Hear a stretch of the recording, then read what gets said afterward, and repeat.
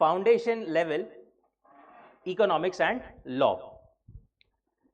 एक बार online guys quickly confirm करेंगे, आवाज स्क्रीन सब ठीक है? Can you quickly confirm in the chat box?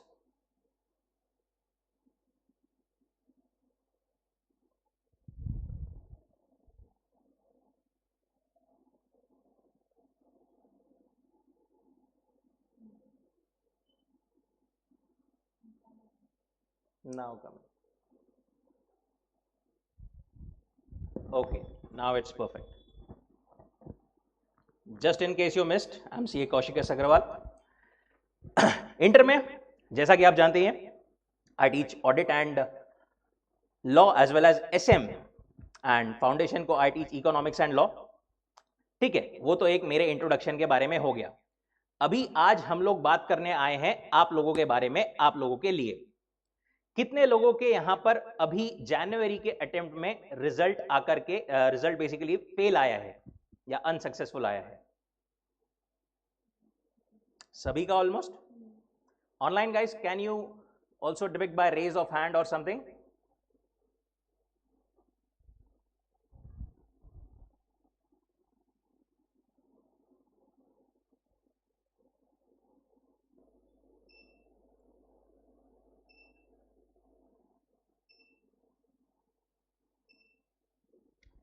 Okay, almost everyone.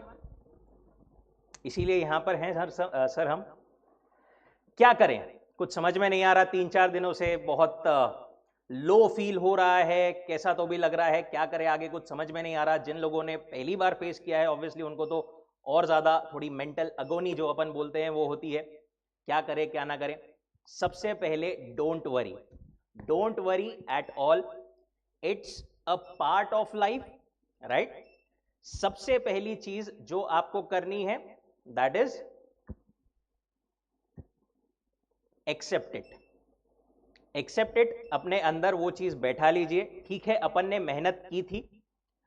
होता है, देखिए जब हम मेहनत ना करें और फिर रिजल्ट ना आए तो इतना ज्यादा फर्क नहीं पड़ता, बट जब हम पूरे अपने एफर्ट्स दें, जब हम मेहनत करें, उसके बाद में when we see that unsuccessful tag और द फेलियर टैग, तो it hertz.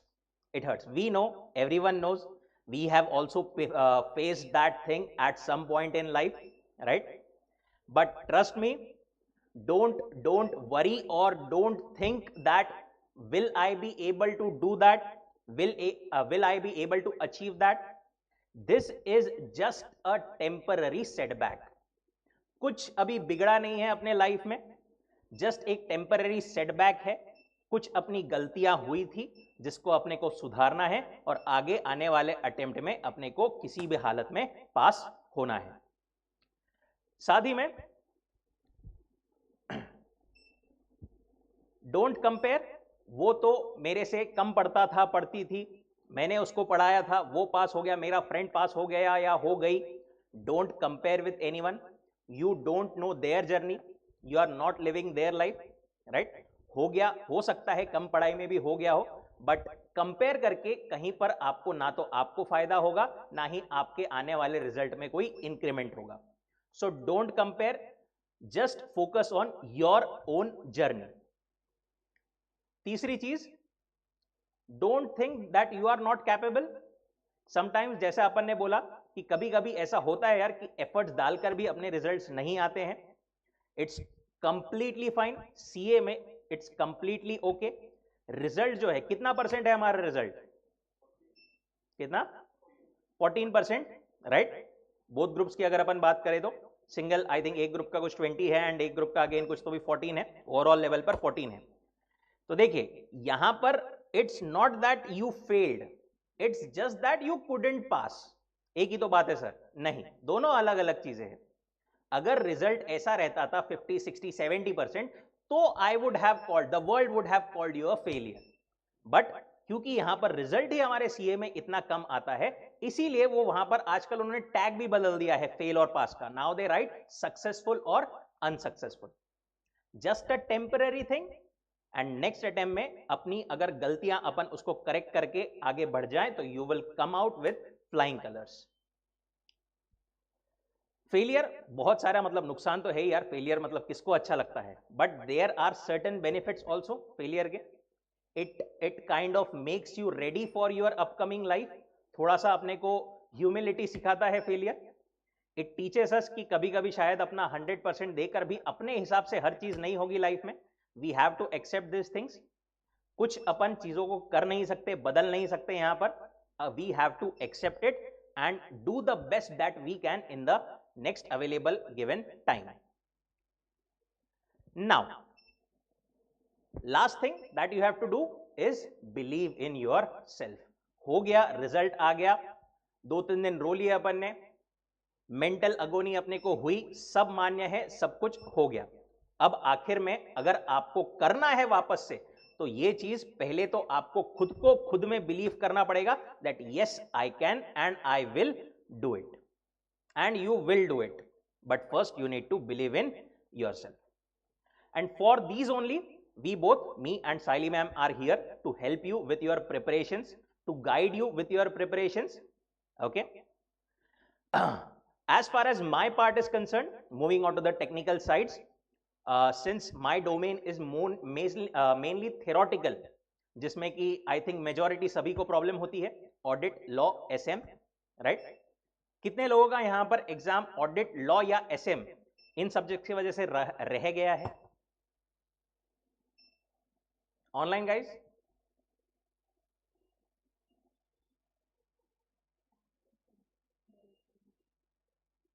Tax also, tax में भी कुछ पार्ट अपना थेरोटिकल है थोड़ा सा, राइट. ठीक है. Talking about the theory papers. देखो थियरी में नहीं गया, हमको 3-4 चीजें करनी जरूरी होती है. सबसे पहली चीज सबको पता ही है, कॉन्सेप्चुअल क्लैरिटी, राइट. ये conceptual clarity is the base thing, इसके बिना अपन आगे तो जा ही नहीं सकते. तो first thing that we need to ensure is the conceptual clarity. अगर आपका किसी टॉपिक में किसी पॉइंट पर कॉन्सेप्चुअल क्लैरिटी मिसिंग है, नहीं हुआ है कोई टॉपिक, तो सबसे पहला स्टार्टिंग पॉइंट आपके प्रिपरेशन का यही रहेगा कि जो चीज अपनी पिछले बार नहीं हुई थी उसको अभी अपने को कंप्लीट करना है. This is the first and the most important starting point of our preparation. दूसरी चीज, थियरी हो, प्रैक्टिकल हो, रिवीजन. देखिए ये चीज मैं कोई बहुत रॉकेट साइंस नहीं बता रहा हूं, ये वही कॉमन चीजें हैं, but majority of students ignore this और kind of don't do this, right. दूसरी चीज है रिवीजन. कम से कम प्लान योर टाइम, जितना भी आपके पास में टाइम है, अराउंड 2 महीने का अपन रफली अगर बोलें, तो plan your preparations, plan your study in such a way कि आपकी रिवीजन एटलीस्ट अगर पॉसिबल हो फॉर, देखो अपना मेन एक बार रीडिंग तो हो ही गया है, अभी अपने को क्या करना है, रिवीजन ही करना है आगे. तो अगर पॉसिबल है तो 4 से 5 रिवीजन या एटलीस्ट 2 से 3 रिवीजन मैं कैसे कर सकता हूं, कर सकती हूं, इस पे फोकस करके आपको जो है पूरा प्लानिंग आपका करना है, राइट. देखिए कॉन्सेप्चुअल क्लैरिटी और दिमाग में लॉजिकली ये सब बात सही है, बट अपने को जब पेपर में लिखना हो तो ये भी उतना सही है कि अपने को अपने माइंड ने उतना एग्जैक्टली रिप्रोड्यूस करना चाहिए. और वो रिप्रोड्यूस पेपर में तभी होगा जब आपके माइंड में उतना परफेक्टली वो रिटेन रहेगा, और वो रिटेन तभी रहेगा जब आप उतनी मल्टीपल रिविजन्स करोगे. तीसरी चीज सबसे इंपॉर्टेंट, राइटिंग प्रैक्टिस.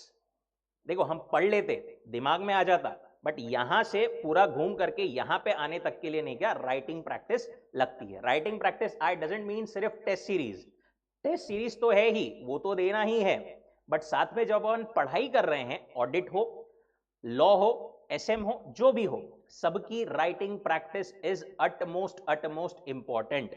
अगर आप 10 क्वेश्चन पढ़ रहे हैं, मेक श्योर कि आप एटलीस्ट 3-4 क्वेश्चन तो भी साइड में स्क्रिबल करके, लिख करके देखे पढ़ाई के साथ साथ. नहीं तो थ्योरेटिकल सब्जेक्ट्स में बस अपन एक बुक ले लेते, उसको पढ़ते जाते, दिन भर बहुत पढ़ लिया ऐसा समझते हैं, हो गई पूरी पढ़ाई, बट यहीं पर अपना जो है स्कोर गिर जाता है. राइटिंग प्रैक्टिस जब तक अपन नहीं करेंगे, टेक्निकल लैंग्वेज जो रिक्वायर्ड है आईसीएआई को specifically in audit and law, वो टेक्निकल लैंग्वेज बिना राइटिंग प्रैक्टिस के आपकी नहीं आएगी. ठीक है, पढ़ते टाइम पर बिल्कुल लगता है, सबको लगता है हाँ समझ में आ रहा है, हाँ ये लिख दूंगा या लिख दूंगी मैं, बट लिखते टाइम पर एक्चुअली आपको समझ में आता है कि नहीं, ये वर्ड नहीं आ रहा है. क्वेश्चन देखिए, आंसर लिखिए, आंसर लिखते टाइम पर जहां पर भी अटक रहे हो वहां पर फिर बाद में जाकर के देखना कि यहां पर क्या था, यहां पर क्या लिखना था, उस टाइम पर आपके दिमाग में वो चीज ज्यादा अच्छे से फिट होगी। ओके, इसके अलावा you can make short notes. अभी तो अपने पास में बहुत ज्यादा टाइम नहीं है, बट अगर कोई ऐसे टॉपिक्स है जिसका आपका प्रिपरेशन नहीं हुआ है, या फिर ऐसी चीजें हैं जो कि आप मतलब आपके पास में फॉर एग्जांपल कोई कुछ सब्जेक्ट्स है या एक ग्रुप है जिसमें आप नोट्स वगैरह बना सकते हो, तो ट्राई कीजिए कि शॉर्ट में कुछ आप नोट्स बना लो।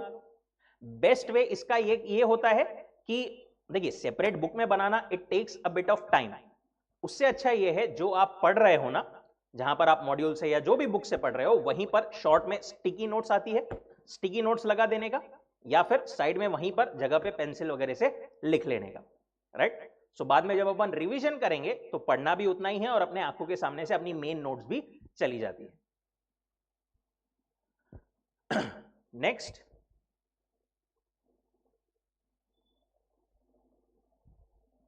टाइम नहीं है जैसा अगर आपके पास में, तो आप आईसीआई के भी समरी चार्ट्स वगैरह आते हैं, उतना ज्यादा कवरेज उसमें नहीं रहता है।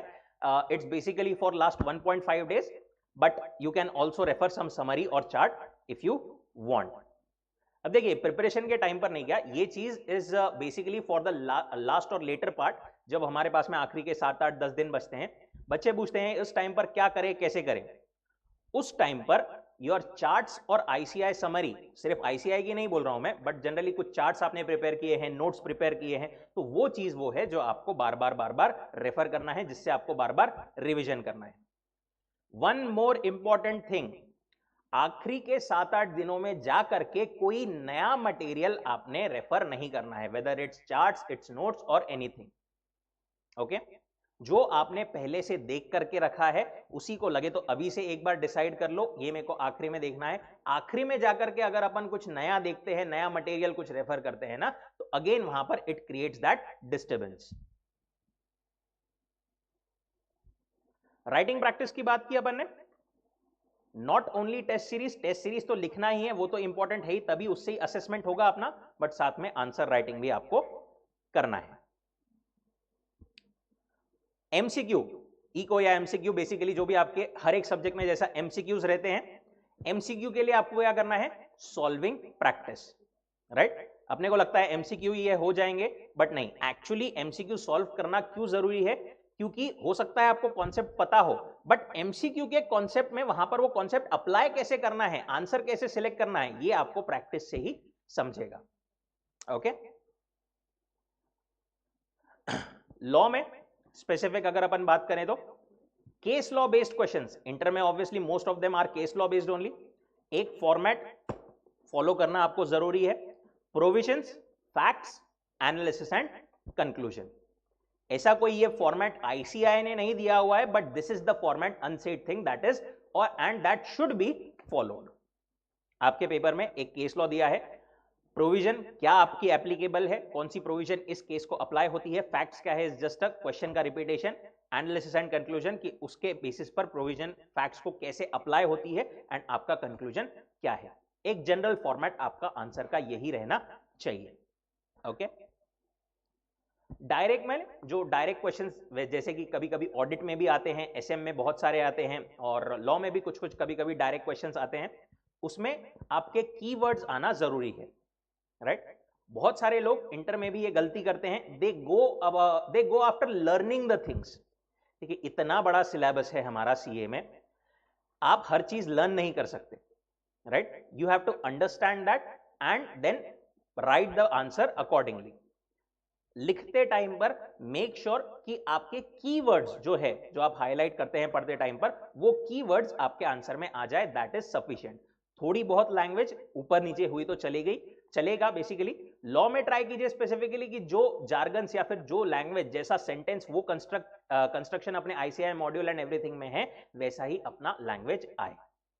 ओके, एक और चीज बहुत सारे स्टूडेंट्स पूछते हैं, section number compare to CA Foundation अगर मैं बोलूं तो इंटर में इट्स बेटर, अगर आपको लर्न है, याद है, तो सेक्शन नंबर कोट कर दीजिए, इट्स अ प्लस पॉइंट।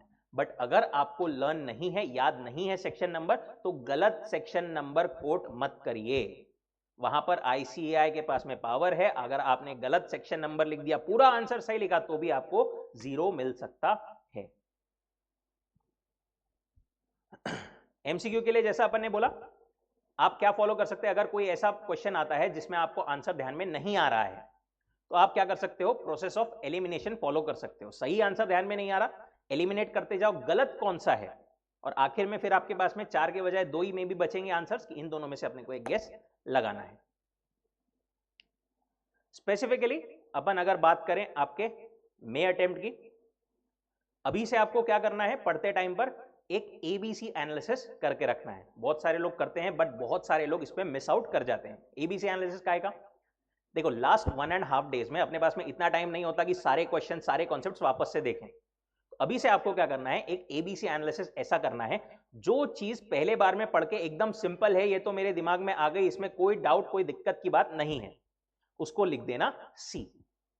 जो चीज ऐसी है जो थोड़ा सा यार समझ में नहीं आया, थोड़ा सा इसमें अपने को एफर्ट्स लगाने पड़े, उसको लिख देना बी।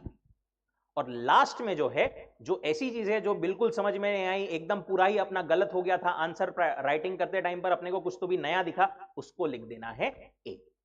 और लास्ट 1.5 डेज में आपको कौन सी चीजें देखनी है, सिर्फ और सिर्फ ए वाली चीजें देखनी है। ए या बी वाली अगर आपके पास में टाइम है तो वो आपको देखनी है। Okay, understand your weak areas. देखिए किसी किसी का हो सकता है थियरी वीक हो सकता है किसी किसी का प्रैक्टिकल वीक हो, राइट। हर किसी का ऐसा नहीं कि ये ही चीज वीक रहेगी या वो ही चीज वीक रहेगी। अपना weak area based on your marks identify करो कि कौन से एरिया में या फिर कौन से सब्जेक्ट में मुझे सबसे कम मार्क्स आए हैं, एंड अकॉर्डिंगली उस पर फोकस करके उस पर ज्यादा टाइम अलोकेट करो। फॉर एग्जाम्पल आपके पास में 6 सब्जेक्ट है, दिन अगर मैं बोलूं 2 महीने, आपको ऐसा नहीं करना है कि पूरे के पूरे 2 महीने divided by 6 subjects, exact equal time मत डिवोट कीजिए। आप जो है कौन सा अपना वीक एरिया है उस पर थोड़ा कंपेरेटिवली ज्यादा टाइम डिवोट कीजिए। Practice as much as possible, जितनी ज्यादा हो सकते हैं, प्रैक्टिकल्स में भी बोलिए, प्रैक्टिकल सब्जेक्ट्स में भी बोलिए, या फिर स्पेशली थियरी सब्जेक्ट्स में भी बोलिए, practice is much much needed. And lastly write tests, test writing is very very much important. आप जब तक असेस नहीं करोगे कि कैसे क्या हुआ है, मेरा अंडरस्टैंडिंग सही है या नहीं, एक एग्जाम टाइप एनवायरनमेंट में जब तक आप लिखोगे नहीं, तब तक आपको खुद के ऊपर वो कॉन्फिडेंस नहीं आएगा। मेरी प्रिपरेशन नहीं हुई, मेरी पढ़ाई नहीं हुई, टेस्ट में कम मार्क्स आ गए तो क्या होगा, ये सब सोच के बहुत बार स्टूडेंट्स नहीं लिखते हैं, और फिर यही एक्चुअल डर मटेरियलाइज होता है रियल एग्जाम में। उससे बेटर है वो डर पहले निकाल लो ना, right.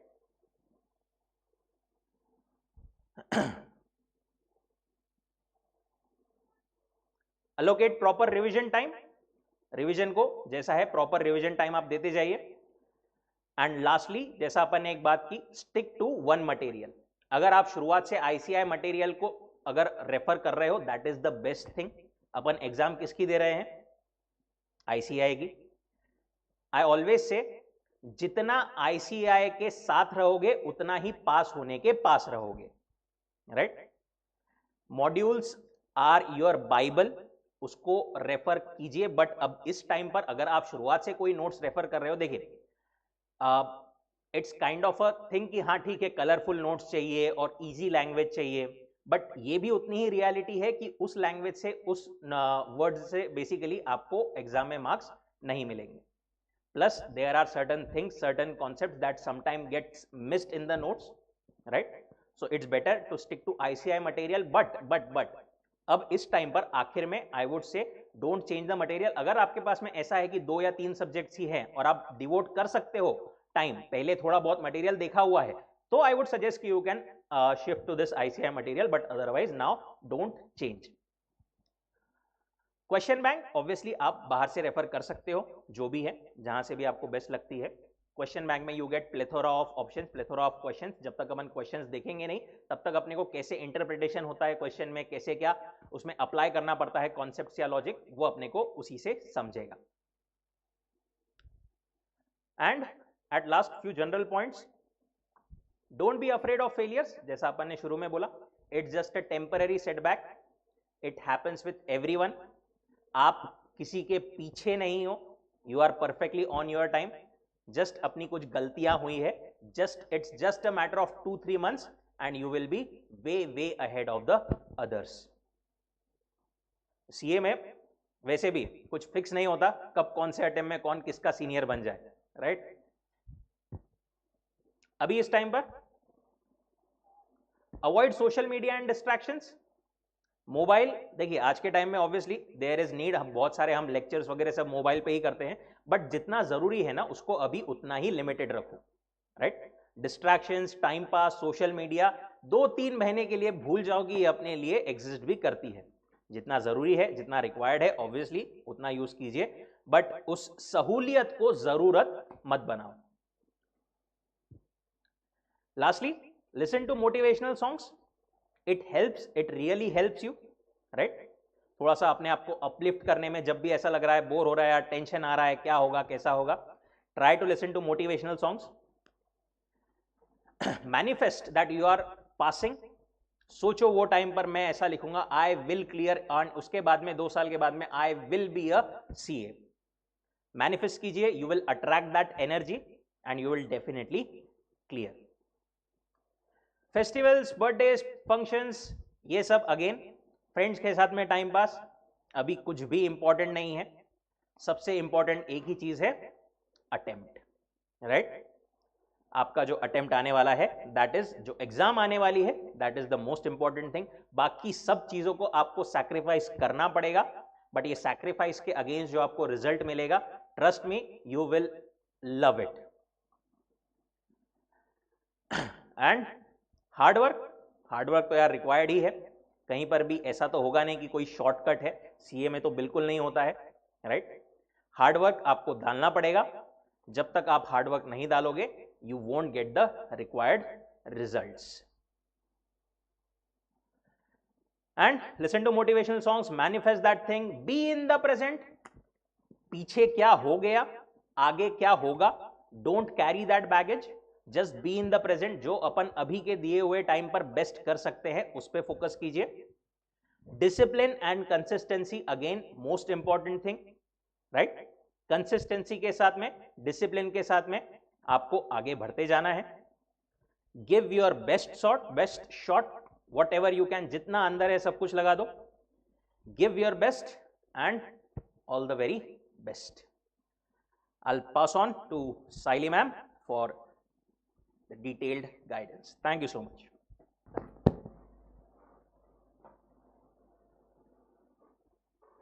Yes, good morning students.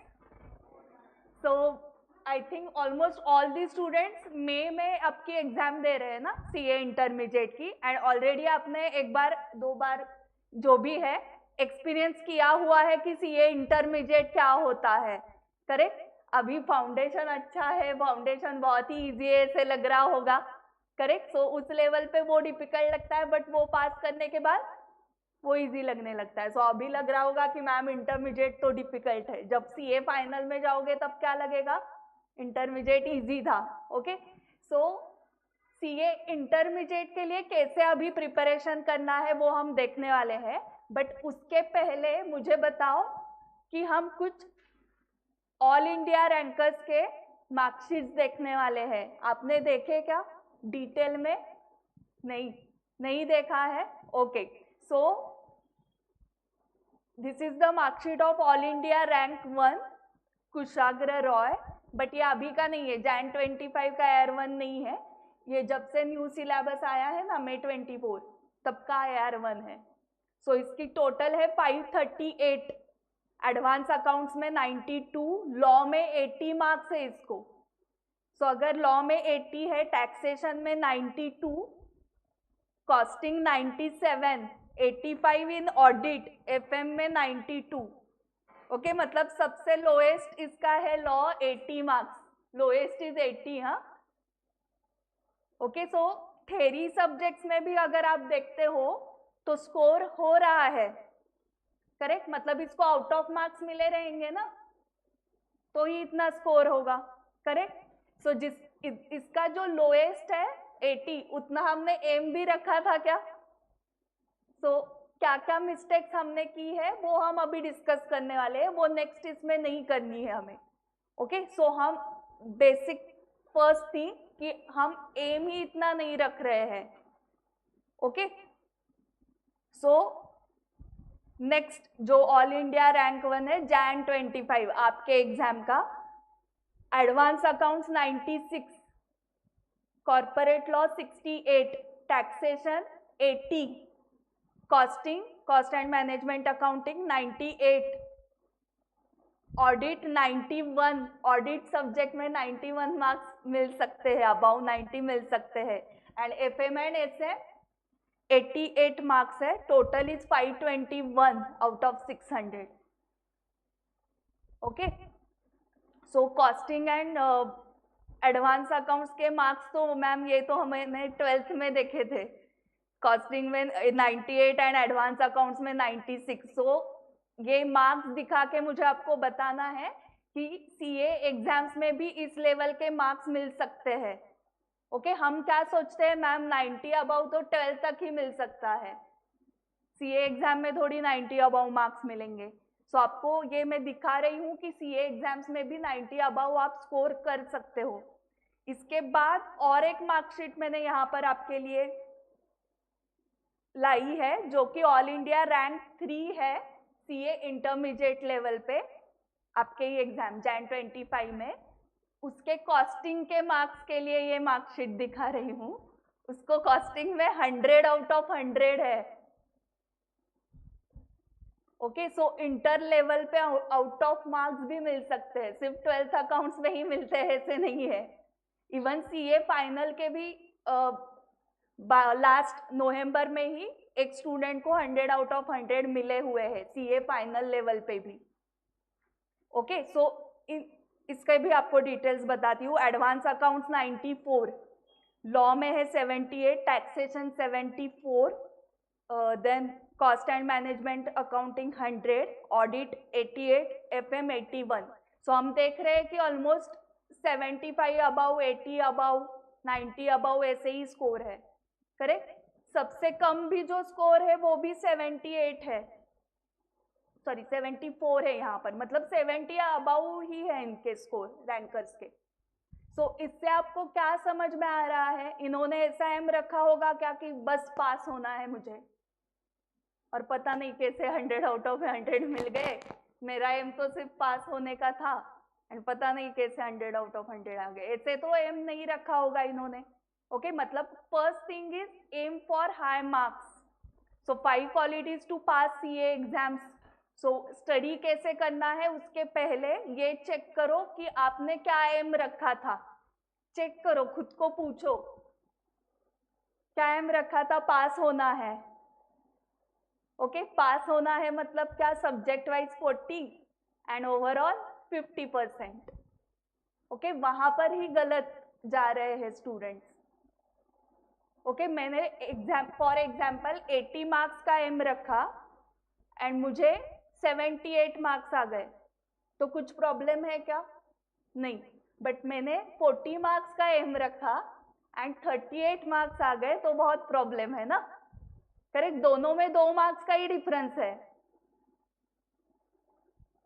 सो अगर आप पासिंग का एम रखोगे एंड 1 मार्क 2 मार्क भी कम आ गए तो प्रॉब्लम हो सकता है. ओके, आपको 10th-12th में 70% अबाव होंगे सबको. करेक्ट मैम, इसलिए तो इस कोर्स में आ गए हम. 70, 80, 90% आपने स्कोर किया होगा. कैसे इतना स्कोर किया, क्या एम रखा था आपने उस टाइम? 35% का एम रखा था पासिंग का. क्या एम था? About 80, about 90. 12th के दिन याद करो या 10th के, अगर कोविड है तो जब कोविड नहीं था वो वाले मार्क्स याद करो, 10th या 12th. 80, 90 अबाउ का एम रखते थे, इसलिए स्कोर उतना है. आज हम 70, 80 के बारे में सोच भी नहीं रहे हैं. ओके, मैक्सिमम कितना सोचते हैं कि एग्जम्पशन आना चाहिए, मतलब क्या 60 के ऊपर कभी सोचा ही नहीं इंटरमीडिएट या सीए एग्जाम में. ओके, सो इन्होंने सोचा ना, इसलिए तो मार्क्स आ गए. अगर आपको एग्जम्पशन चाहिए तो 60 सोच के भी नहीं चलता है. फिर कितने आते हैं? 58. 57, 55 इस रेंज में आते हैं, करेक्ट। सो आपको एग्जाम्पशन चाहिए तो 70, 75 का टारगेट रखना पड़ेगा, तब 60 अबाउ स्कोर जाता है। Okay, so aim for high marks. So जो भी आपकी कैपेसिटी है उस हिसाब से एम रखो। ओके, यहाँ पर प्रॉब्लम क्या होता है, हम जो एम रखते हैं, जो कैसे एम आप सेट करते हो, देखो जो भी सोसाइटी से एक्सपेक्टेशन है ना, उस हिसाब से आप आपका एम सेट करते हो। मतलब क्या, 10th-12th में क्या एक्सपेक्टेशन है सोसाइटी से, सोसाइटी से मतलब फ्रेंड्स रिलेटिव से क्या एक्सपेक्टेशन रहता है, अबाउ 80 अबाउ 90 चाहिए, 12th में अकाउंट्स में 100 आउट ऑफ 100 चाहिए। ओके, ऐसा एक्सपेक्टेशन सबसे रहता है। सो हमारा एम क्या, 12th में 100 out of 100 in accounts and 80-90% का अबाउ का टारगेट आपका। ओके, सीए में आने के बाद क्या एक्सपेक्टेशन है आपसे, ओके पास हो गए तो भी चलेगा, करेक्ट। सो हमारा एम भी क्या है, पास हो गए तो भी चलेगा। सो जो सोसाइटी आपसे एक्सपेक्ट कर रही है उस हिसाब से आप एम सेट कर रहे हो। मे बी आपकी कैपेसिटी होगी 70-80 की, बट आपने कभी आजू बाजू में देखा ही नहीं। आपने 12th में बहुत सारे स्टूडेंट्स देखे हैं आपके सीनियर्स कि जिनको 80 अबाउ 90 अबाउ मिले हैं, अकाउंट्स में 100 आउट ऑफ 100 मिले हैं, ऐसे आपने बहुत स्टूडेंट्स देखे हैं। सो वो देख के आपने सेट किया। बट सीए के एग्जाम्स में आपने आजू बाजू में क्या देखा, अरे इसको 4 अटेम्प्ट, इसको 5 अटेम्प्ट। सो ये कॉमन है। ओके, सो मेरा भी एम क्या कि ठीक है फेल हो गए तो भी चलता है। सो ये एटीट्यूड से जाओगे तो फेल हो जाओगे। सो पहले तो क्या सेट करो कि नहीं, आपके कैपेसिटी के हिसाब से आपको एम रखना चाहिए।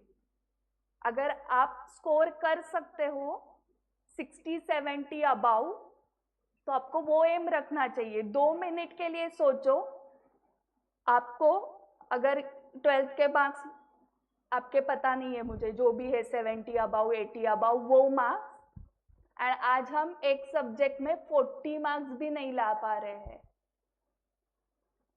एंड तब हमने 80 अबाउ मार्क्स लाए थे। आज 40 लाना, 50 मार्क्स लाना भी डिफिकल्ट जा रहा है, एंड सब्जेक्ट्स भी कम है। ओके, 12th में 6-7 सब्जेक्ट्स थे। अगर आपने एक ही ग्रुप दिया है तो 3 ही सब्जेक्ट्स, 3 सब्जेक्ट्स में 50 मार्क्स नहीं आ रहे पर सब्जेक्ट, या 6 सब्जेक्ट्स है तो भी 6 सब्जेक्ट्स है तो आपने ज्यादा मेहनत करनी चाहिए।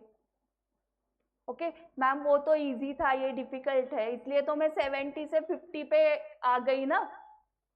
50 मार्क्स भी नहीं आ रहे 3 सब्जेक्ट्स में, सोचो इसके बारे में। सो ये क्या प्रॉब्लम हो रहा है, वो हमें आज उसका सॉल्यूशन निकाल देना है। क्या रे, मुझे 80 थे अबाउट 12th एंड आज मुझे 40-50 मार्क्स भी नहीं आ रहे हैं। ओके, सो क्या उस टाइम किया था मैंने, एंड उसमें से आज क्या मिसिंग है वो सोचो कि 12th में 80 लाने के लिए आपने क्या क्या प्रिपरेशन स्ट्रेटेजीज की थी। सो सबसे पहले क्या याद रखोगे, एम क्या रखोगे, एम सेट कर लो पहले आज ही। जो भी आप में एक ग्रुप दे रहे हो, एक सब्जेक्ट एग्जाम्शन के लिए ट्राई कर रहे हो, या 2 ग्रुप्स दे रहे हो, जो भी दे रहे हो वो आपको अच्छे मार्क्स से क्लियर होना ही है। ओके, आपका 12th का अटेम्प्ट था क्या, 10th का अटेम्प्ट था, FY BCom का अटेम्प्ट है, SY BCom का अटेम्प्ट है क्या आपका, नहीं है, बट CA का अटेम्प्ट है में। सो यही सोचने में डिफरेंस है। सो अभी आप साइमल्टेनियसली ग्रेजुएशन भी कर रहे हो, करेक्ट। वो आपको अभी तक सिलेबस भी नहीं पता होगा। TY BCom का पता है सिलेबस, नहीं पता है, बट आपको ये पता है कि आप फर्स्ट इसमें ही पास होने वाले हो, TY BCom में, SY BCom, FY BCom, जो भी चल रहा है आपका। ओके, क्यों, वो कैसे कंफर्म पता है, TY का तो सिलेबस भी नहीं देखा है आपने, फिर कैसे कंफर्म पता आपको कि पास होने वाले हो। क्योंकि आजू बाजू में मैम सभी लोग फर्स्ट अटेम्प्ट में ही पास हुए थे, इसलिए मुझे भी लग रहा है कि मैं फर्स्ट टेस्ट में ही होने वाला हूँ। ओके, फर्स्ट स्टैंडर्ड से 10th स्टैंडर्ड तक स्कूल में किसी को देखा है इसको फर्स्ट स्टैंडर्ड कंप्लीट करने के लिए 10 अटेम्प्ट्स लगे, नहीं देखा, तो ये क्लियर था ना कि ये लाइफ में एक ही बार करना होता है, क्योंकि आजू बाजू में ऐसे ही देखा है आपने कि सभी स्टूडेंट्स फर्स्ट इसमें ही हो रहे हैं, तो हमारा दिमाग वैसे चलता है कि अरे हाँ ये लाइफ में एक ही बार करना होता है, first standard, second standard, 10th तक, उसके बाद 11th 12th ग्रेजुएशन, हर साल में एक एक बार ही पढ़ाई करनी होती है। एंड सीए में क्या देखते हैं हम कि यहाँ पर रिपीटर्स होते हैं। ओके, सो हमें भी लगता है कि ठीक है हो गए, बट ठीक है ऐसे नहीं चलेगा हमें। सो हमें क्या करना पड़ेगा कि इसको अटेम्प्ट, ट्राई ही, अटेम्प्ट वर्ड ही भूल जाओ, आपको एग्जाम है। सो ये फर्स्ट इसमें ही जैसे FY SY TY हो जाएगा, वैसे ही फाउंडेशन इंटर फाइनल कंप्लीट करना है। ओके, इंटर जो भी में आप एग्जाम दे रहे हो, 2 सब्जेक्ट, 3 सब्जेक्ट, 6 सब्जेक्ट, सो वो एम रखो कि वो क्लियर ही करने, वो एग्जाम ही है। इंस्टीट्यूट ने आपके पास दिया है चॉइस कि मई में नहीं हुआ तो सितंबर है, सितंबर में नहीं हुआ तो जैन है, बट आप खुद के लिए ऐसे समझो कि ये लास्ट अटेम्प्ट है। ओके, मई में ही आपको क्लियर करना है एग्जाम, ये दिमाग में हर रोज बिठाओ। जैसे ग्रेजुएशन के process, first standard to graduation जैसे फिट है, एक ही बार करना है, वैसे ये भी दिमाग में बिठाओ कि ये एक ही बार करना है आपको, फिर से वो सब्जेक्ट्स देने ही नहीं है। जो भी सब्जेक्ट्स आप लिखोगे ये कंफर्म पहले कर लो, फिर आप आराम से, एक बार आपका डिसाइडेड है कि नहीं मैम मुझे मई में ही क्लियर करना है, मुझे सितंबर चलेगा ही नहीं, तो आप आगे की प्रोसेस ऑटोमेटिक होने वाली है। आगे की प्रोसेस आपको पता है, 10-12 घंटे पढ़ाई करना है, 4-5 टाइम सॉल्विंग प्रैक्टिस करनी है, ABC एनालिसिस करना है, बुक्स, ICI का मॉड्यूल, RTP MTP इम्पॉर्टेंट है, ये सब सुना हुआ है, पता है आपको, सिर्फ वो हो नहीं रहा है, एग्जीक्यूट नहीं हो रहा है। ओके, ये प्रॉब्लम है, करेक्ट। तो पहले आपको डिसाइड करना है इसके लिए कि मई में ही ये लास्ट मेरी एग्जाम है। उसके लिए सेल्फ कॉन्फिडेंस होना चाहिए कि जो भी आप कर रहे हो वो करेक्ट कर रहे हो, आप कर सकते हो। आप 2 मिनट के लिए सोचो, पूरे दिन में कितनी बार आप खुद के साथ निगेटिव बोलते हो कि मई में हो जाएगा क्या, जैन में नहीं हुआ, इतना कम स्कोर आया, अभी 60 डेज में, 50 डेज में हो पाएगा क्या। ये कितनी बार चलता है कंटिन्यूअस दिमाग में। अभी तो DT की फास्ट ट्रैक बैच ली है, उसमें 30 लेक्चर्स है, उसमें ही 1 महीना जाएगा। ओके, सो ये सब निगेटिव थॉट्स ही चलते हैं। एंड कितनी बार ऐसे सोचते हो, हाँ 30 लेक्चर्स है, बट मैं 10 to 12 आवर्स, ज़्यादा आवर्स बैठ के उसको 15 डेज में कंप्लीट करूँगा। ओके, और ऐसे नहीं है कि मैं फर्स्ट टाइम टैक्स देख रहा हूँ। ओके, मुझे सिर्फ अमेंडमेंट जो है उससे क्या हो गया, अमाउंट्स रिवाइज हो जाएंगे और मुझे कैलकुलेशंस की प्रैक्टिस करनी है। ओके, सो स्टार्ट से तो कुछ नहीं है, what is capital gain, what is PGBP, इधर से तो नहीं है आपका, आपको सिर्फ रिवाइज करना है, 60 डेज में होने वाला है, करेक्ट। सो इस टाइप से आप दिमाग लगाओगे, सिर्फ वीक एरियाज पे ही काम करना है। जैसे सर ने बताया, कौन से भी टॉपिक्स आपके लिए नए नहीं है, 1-2 टॉपिक्स जो नहीं हुए थे वो पहले करने हैं। सो ये कंटिन्यूअसली पॉजिटिव बोलना पड़ेगा। निगेटिव थॉट्स ऑटोमेटिक आते हैं, करेक्ट, पॉजिटिव थॉट्स ऑटोमेटिक नहीं आते हैं, उनको ऐसे लाना पड़ता है, करेक्ट। सो निगेटिव थॉट्स ऑटोमेटिक आने ही वाले हैं, उसको आपको पॉजिटिव में कन्वर्ट करना है। आपको टेंशन आया कि बैच होगी क्या, फास्ट ट्रैक बैच कंप्लीट होगी क्या, तो नहीं होगी ही, कंप्लीट होगी ही। ओके, अगर ऐसे नहीं है कि 60 लेक्चर्स की है तो और टेंशन आ जाता, 30 लेक्चर्स है, तो 15 दिन में बैठ के अगर हो सकते हैं 2-2 लेक्चर्स देख के। ओके, सो इम्पॉसिबल सिचुएशन है क्या, बताओ कि 1 बॉल है एंड 20 रन बाकी है, ऐसे नहीं है, पॉसिबल है, बट हम टेंशन लेके उसको इम्पॉसिबल में कन्वर्ट कर सकते हैं आराम से। सो इम्पॉसिबल नहीं है, मई में हो सकता है, 50 डेज सफिशिएंट है, बट हर 1-1 मिनट आपको अच्छे से यूज करना है, तो आप ऑटोमेटिकली क्लियर हो जाओगे। सो पहले तो पॉजिटिव बोलना स्टार्ट करो कि होने वाला है कंप्लीट। ओके, अच्छे से मैनेज करो। निगेटिव थॉट्स आ गए तो क्या करना है, उसको पॉजिटिव में कन्वर्ट करना है कि होने वाला है। Okay, next proper planning and execution of studies. तो ये आपने किया था क्या लास्ट टाइम? चेक करो प्रॉपर प्लानिंग थी क्या, कि आज उठ के दिन भर में अकाउंट्स के कितने क्वेश्चंस कंप्लीट करने हैं, लॉ का कितना है, जो भी आपका ग्रुप है, अगर ग्रुप 2 है तो कॉस्टिंग के कितने क्वेश्चंस आज कंप्लीट करने हैं, ऑडिट के कितने चैप्टर्स की राइटिंग प्रैक्टिस क्वेश्चन आंसर्स की करनी है। सो ये प्लानिंग नहीं होगा तो प्रॉब्लम आ जाएगा। विदाउट प्लानिंग कि आज अभी उठ के अभी देखते हैं आज क्या मूड हो रहा है, ओके चलो अकाउंट्स का मूड हो रहा है तो अकाउंट्स करते हैं। ओके, सो ऐसे है तो नहीं होगा। प्रॉपर प्लानिंग मतलब कुछ स्टूडेंट्स का प्लानिंग ऐसे भी होता है कि मैम 15 डेज में अकाउंट्स खत्म करना है। ओके, तो ये भी ऊपर ऊपर का प्लानिंग हुआ। अरे 15 डेज में करना है, बट उसमें से पहले डेली प्लानिंग भी डिसाइड करना पड़ेगा ना, कि आज क्या पढ़ना है, उसमें से वो कंप्लीट हुआ है क्या, नहीं हुआ कंप्लीट, तो वो जो भी बाकी है वो कब कंप्लीट करना है, उसका कुछ प्लान रखा है क्या। सो वो प्लानिंग बहुत इंपॉर्टेंट है, एंड उसका एग्जीक्यूशन भी। सिर्फ प्लान लगा के रखा है एंड एग्जीक्यूशन नहीं हो रहा है तो वो भी नहीं चलेगा। सो दोनों इक्वली इंपॉर्टेंट है। Then next thing is ready to work hard. Okay, you should be ready to work hard. आपने ये कोर्स चूज किया है, मुझे नहीं लगता किसी ने आपको कंपल्सन किया होगा, सब खुद से ही आए ना इस कोर्स में। ओके, सो सीए कोर्स जब फाउंडेशन का रजिस्ट्रेशन फॉर्म फिलअप किया आपने, तभी आपको मन की तैयारी करनी थी कि इसमें कितने घंटे पढ़ाई करनी पड़ती है, 12 आवर्स पढ़ाई करनी ही पड़ती है। So you should be ready to work hard. खुद को बताओ कि 12 आवर्स तो पढ़ना ही पड़ेगा। ओके, और मुझे बताओ कि सिर्फ सीए कोर्स में ही इतनी मेहनत है या सभी फील्ड में इतनी मेहनत है? सभी फील्ड में। अभी स्पोर्ट्स चैंपियन ट्रॉफी चल रही है, आप देख रहे हो वहां पर भी स्पोर्ट्स में भी कितनी मेहनत वो लेते हैं। ओके, छावा मूवी तो सबने देखा है। ओके, वो मूवी प्रिपेयर करने के लिए कितनी मेहनत है उसके पीछे, वो भी आपने देखा है। सो वो लोग भी कितना काम कर रहे हैं। सो 12 आवर्स सिर्फ सीए ही काम करते नहीं है, ऐसे नहीं। सो सभी लोग काम कर रहे हैं उतना। ओके, सो हम ही इतना मेहनत ले रहे हैं ऐसे नहीं है।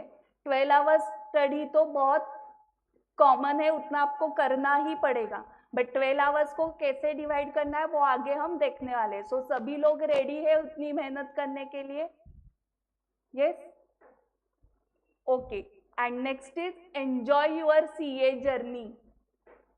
ओके, सो इसका मतलब क्या, आपको जो भी आप पढ़ाई कर रहे हो वो एंजॉय करके कर रहे हो क्या, या सिर्फ कंप्लीट करना है उसके लिए कर रहे हो? सो जो भी अपने अपने फील्ड में सक्सेसफुल है, टॉपर है, वो उनका फील्ड एंजॉय करते हैं। ओके, स्पोर्ट्स में जो टॉपर है वो उनका फील्ड एंजॉय कर रहे हैं, इसलिए आज वो टॉप में है। फिर पैसे वगैरह ऑटोमेटिक आ जाते हैं, बट वो उनका जो फील्ड है उसके लिए जो भी मेहनत लगती है वो मेहनत एंजॉय करते हैं।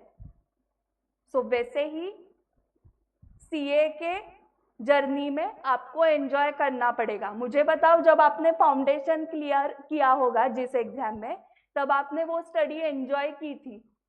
ओके, आप खुद से ही बहुत स्टडी कर रहे थे। ओके, ऐसे पीछे आपके नहीं था कोई बैठो बैठो पढ़ाई के लिए बैठो। आपने खुद से जब डिसाइड किया ना कि नहीं मुझे फाउंडेशन क्लियर होना ही है इस एग्जाम में, जब खुद से डिसाइड करते हो तो खुद से ही पढ़ाई करते हो। टीचर्स पीछे है, पेरेंट्स पीछे, ऐसे सिचुएशन नहीं होती है कि अरे पढ़ाई करो बताना नहीं पड़ता है। पर एक स्पोर्ट्समैन के पेरेंट्स उनके पीछे लगते हैं क्या? नेट प्रैक्टिस के लिए जाओ, जिम को जाओ, एक्सरसाइज करो, नहीं होते हैं, वो खुद से करते हैं।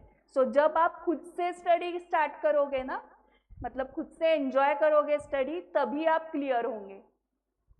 ओके, आपको अगर कंपल्शन किया, कौन सी भी चीज कंपल्शन की तो नहीं होती है। आपको जिसमें इंटरेस्ट है उसके लिए आप ऑटोमेटिक मोटिवेटेड रहते हो। मूवी के लिए जाने के लिए मोटिवेशन देना पड़ता है क्या?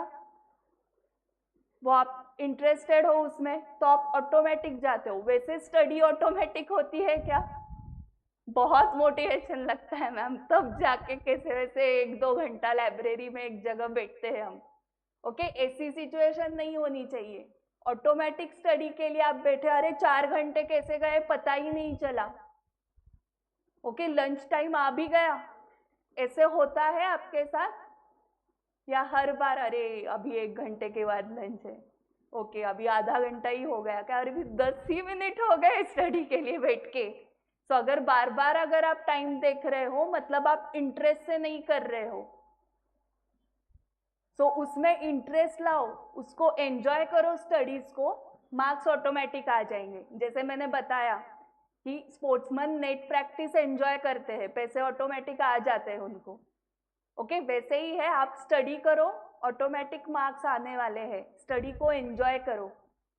सो ये समझ में आ गया, ये क्वालिटीज एक बार रिवाइज करो कि आपको ये इनकलकेट करनी है before starting planning for self studies.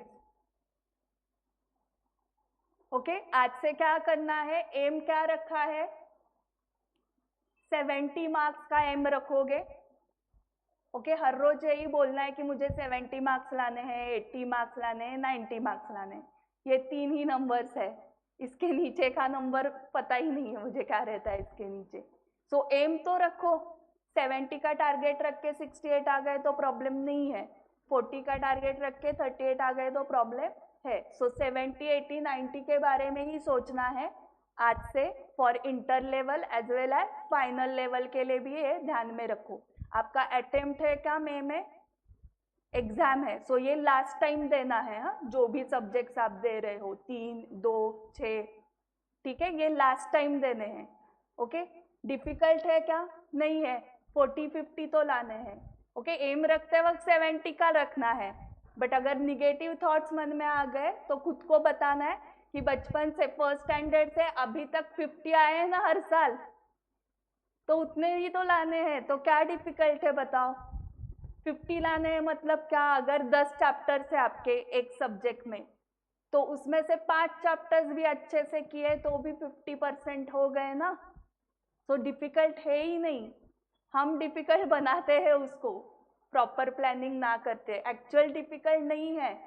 Okay, ये ध्यान में रखो। सो बार बार क्या बताना है, मुझे बचपन से 50 अबाउ आए हैं, सो अभी भी 50 अबाउ आ जाएंगे। देखो सिर्फ थॉट चेंज करके कितना पॉजिटिव लगने लगता है। ओके, डिफिकल्ट अभी आने से पहले बहुत डिफिकल्ट लग रहा था, अभी हम इतनी बार बोल रहे हैं कि नहीं 50 तो लाने हैं, बचपन से आए 50%, सो अभी थोड़ा थोड़ा पॉजिटिव लगने लगा है। ऐसे हर रोज बोलोगे तो हर रोज पॉजिटिव लगेगा, एंड देन एनर्जी आएगी ना पढ़ाई के लिए। हम निगेटिव थॉट्स के साथ ही बैठते हैं, अरे कैसे होगा इनकम टैक्स का लेक्चर, तो निगेटिव थॉट के साथ ही बैठोगे तो नहीं होने वाला, बट पॉजिटिव थॉट के साथ बैठोगे तो होने वाला है। ओके, 50% अबाउ लाने हैं, ठीक है। प्रॉपर प्लानिंग तो करेंगे हम, डे वाइज प्लान। रेडी हो आप सब हार्डवर्क करने के लिए, okay, and you are going to enjoy your studies. Okay, आपको सिर्फ उसके लिए 3 स्टेप्स करने हैं, अगर आप ऑल 3 स्टेप्स पे पास हो गए तो आप सीए इंटरमीडिएट पास हो जाओगे, ठीक है। सो देखो 3 स्टेप्स ये क्या है आपको पता है। इंडिविजुअल 40 के बारे में सोचो ही मत, 40 से हमारा एग्रीगेट नहीं होने वाला है। ओके, सो इंडिविजुअल भी हमें 50 ही सोचना है। सो 50% अबाउ हर स्टेप में अगर आपको है तो आपका ओवरऑल तीनों स्टेप्स में आप पास हो गए तो सीए इंटरमीडिएट आप पास हो जाओगे। कंसेप्ट क्लैरिटी में आप पास हो क्या पहले चेक करो। कैसे चेक करोगे, जितने भी टॉपिक्स है हर सब्जेक्ट में सोचो, उसमें से 50% अबाउ टॉपिक्स आपको समझ में आ गए हैं क्या, सभी सब्जेक्ट्स के। जो सब्जेक्ट्स आप मई में लिखने वाले हो 10 टॉपिक्स है तो मोर देन 5 टॉपिक्स समझ में आ गए क्या, 15 टॉपिक्स है तो मोर देन 8 टॉपिक्स आपको समझे क्या, कंसेप्ट्स उसके समझे है सबको। ओके, सो एक एक स्टेप क्लियर होते जा रही है। फर्स्ट स्टेप में आप पास हो क्योंकि कंसेप्ट समझे हैं मुझे। ओके, अभी एग्जाम्पल देखो, मुझे क्रिकेट के कंसेप्ट आपने अभी समझा है एंड मुझे कंसेप्ट समझ में आ गए। ओके, कंसेप्ट समझा दिए आपने, कंसेप्ट समझ में आ गए सारे। सो अभी मुझे क्रिकेट खेलने को आ जाएगा क्योंकि मेरे कंसेप्ट क्लियर है। क्या लगता है? नहीं आएगा, बट कंसेप्ट तो क्लियर है ना। प्रैक्टिस नहीं है, करेक्ट। ओके ओके, सो ये इसने जो रीजन दिया कि मैम आपने प्रैक्टिस नहीं की है लेकिन आपको सिर्फ कंसेप्ट पता है, तो ये रीजन करेक्ट है क्या? सभी एग्री है कि प्रैक्टिस नहीं की है? करेक्ट। अभी मुझे आप क्वेश्चन का आंसर दो कि मेरे कंसेप्ट क्लियर है और मैंने एमसीक्यू की प्रैक्टिस ही नहीं की है और मैंने डायरेक्ट एग्जाम में जाके एमसीक्यू लिखे हैं। ऐसे कितने स्टूडेंट्स हैं? हाँ, ऑलमोस्ट सभी है, पता है मुझे। ओके, जिन्होंने हाथ ऊपर नहीं किए वो भी है, ये भी पता है। ओके, सो क्रिकेट के एग्जाम्पल में तो आपने बताया मैम कंसेप्ट क्लियर है बट प्रैक्टिस नहीं है, तो कैसे आएगा आपको? सो सेम एमसीक्यू के साथ आपने किया हुआ है। आपको पता है कितने मार्क्स के एमसीक्यू आते हैं? 30 मार्क्स के, पता है। कंपलसरी में है वो या ऑप्शनल है? कंपलसरी में है, ये भी पता है, सब पता है, बट कितनी वैल्यू दी आपने उसको? कुछ प्रैक्टिस की क्या एमसीक्यू की? एमसीक्यू दिए इंस्टीट्यूट ने, ऐसे ही मार्क्स देने नहीं वाले हैं वो। कैसे एमसीक्यूज है वो? केस स्टडी बेस्ड एमसीक्यूज है। ओके, तो उसकी प्रैक्टिस करनी पड़ेगी ना, करेक्ट। 3 तो केसेस ही आते हैं एंड 4-5 लास्ट के क्वेश्चंस इंडिविजुअल एमसीक्यूज आते हैं। सो डायरेक्टली मैं ग्राउंड पे गई, कंसेप्ट समझा दिए, कंसेप्ट क्लियर है, ग्राउंड पे गई मैं एंड क्रिकेट खेलना स्टार्ट किया, तो क्या होगा मेरा हालत? आपने इमेजिन किया? ओके, तो वही हुआ हमारा एग्जाम में। सो जो सेकेंड स्टेप है सॉल्विंग प्रैक्टिस, वो अगर उसमें हम अगर पास नहीं है तो हम कैसे मेन एग्जाम में पास हो जाएंगे? ओके, सो सॉल्विंग प्रैक्टिस सिर्फ एमसीक्यूज की नहीं, वो तो हमने की ही नहीं है। ओके, एक बार भी नहीं की है एंड बाकी सॉल्विंग प्रैक्टिस भी 2 बार की होगी, 3 बार की होगी, वो भी कौन से क्वेश्चंस की? सिलेक्टेड क्वेश्चंस की। सो वहां पर भी मिस्टेक हो गई। ओके, सिर्फ सिलेक्टेड क्वेश्चन की प्रैक्टिस करना या रफ में सॉल्विंग करना, ओके, ये भी गलत है। मतलब वही तो मैं बोल रही हूँ, ready to work hard. Okay, ऊपर ऊपर से सॉल्विंग प्रैक्टिस करके नहीं होने वाला है, नहीं तो 100% ही रिजल्ट लगता ना। 2 बार सॉल्विंग प्रैक्टिस भी सफिशिएंट नहीं है, पूरा भारत 2 बार सॉल्विंग प्रैक्टिस कर रहा है। जितने भी स्टूडेंट्स सीए एग्जाम्स के लिए बैठे हैं, एक बार क्लास में हो गया, एक बार घर पे खुद से सॉल्विंग कर लिया, 2 बार हो गया। सो 2 बार अगर सफिशिएंट होता तो सारे पास हो जाते। So 2 times 3 times solving practice भी सफिशिएंट नहीं है। You need to do solving practice for 4 to 5 times, क्योंकि आपको एग्जाम में इंस्टीट्यूट ने टाइम ही नहीं दिया। इंस्टीट्यूट आपसे क्या एक्सपेक्ट करती है पता है? ऐसे क्वेश्चन पढ़ के डायरेक्टली आंसर आना ही चाहिए आपको, इतना फास्ट आपका दिमाग वहां पर चलना चाहिए। मतलब थिंकिंग के लिए टाइम ही नहीं है, तो ही आपका पेपर कंप्लीट होता है। ओके, जिसने 1-2 बार सॉल्व किया है उसकी हालत कैसे होती है एग्जाम सेंटर पे कि वो सोचने लगता है। ओके, इसका एग्जैक्टली फॉर्मूला क्या है, आगे की स्टेप ही याद नहीं आ रही है। ओके, ये मैंने क्वेश्चन देखा हुआ है मैम, ये आरटीपी से आया हुआ क्वेश्चन है। ये क्लास नोट्स के लेफ्ट पेज पे लास्ट वाला जो क्वेश्चन है वही था। सिर्फ क्वेश्चन उनको समझ में आता है, देखा हुआ है, बट उसके स्टेप्स ही रिकॉल नहीं होते हैं। सो मतलब ही क्या? सफिशिएंट सॉल्विंग प्रैक्टिस नहीं है। अगर वो क्वेश्चन इमेजिन करो आपने 5 टाइम सॉल्व किया हुआ है एंड एग्जाम में सेम क्वेश्चन आया वो, तो क्या होगा? ऐसे रिकॉलिंग में टाइम जाएगा ही नहीं, कंफ्यूजन भी नहीं होगा कि यही फॉर्मूला है क्या, यही स्टेप है क्या। 2 स्टेप्स लिख के आगे अटक नहीं जाओगे कि अभी आगे की स्टेप क्या है, क्योंकि 5 बार सॉल्व किया हुआ है, सो आप कॉन्फिडेंट हो जाते हो। करेक्ट। सो उतनी बार सॉल्विंग प्रैक्टिस की तो ही आप स्टेप 2 में पास हो। 4 to 5 टाइम सॉल्विंग प्रैक्टिस करो एंड इसमें और क्या इंक्लूड करना है? डिस्क्रिप्टिव क्वेश्चंस के साथ किसकी प्रैक्टिस करनी है? एमसीक्यूज की भी प्रैक्टिस करनी है। ओके, एमसीक्यू प्रैक्टिस के लिए बहुत टाइम लगता है क्या बताओ? कम टाइम लगता है। तो कम टाइम में अगर हमें ज़्यादा स्कोर मिल रहा है तो वो करना ही चाहिए। अभी मैंने आपको ऑल इंडिया रैंकर्स के मार्क्स दिखाए, 80-90 अबाउट है, करेक्ट? तो इमेजिन करो उनको एमसीक्यूज में कितने मार्क्स होंगे आउट ऑफ, करेक्ट, सब पता है, हाँ करेक्ट, आउट ऑफ मार्क्स होंगे 30 आउट ऑफ 30, तो ही स्कोर 80-90 तक जा सकता है। सो स्ट्रैटेजी आपको कैसी रखनी है? अगर 30 में से मिनिमम 25 का हमने टारगेट रखा एमसीक्यूज में, 25, तो 70 का डिस्क्रिप्टिव है, उसमें वर्स्ट केस 50% आ गए 35, तो 25 प्लस 35 60, सो 60 स्कोर आ सकता है। एमसीक्यूज के लिए कुछ कीवर्ड्स रिकॉल नहीं करने हैं, कुछ फॉर्मेट यूज नहीं करना है, अंडरलाइनिंग कुछ नहीं है, सिर्फ आपको करेक्ट आंसर पता है, सर्कल डार्क करना है।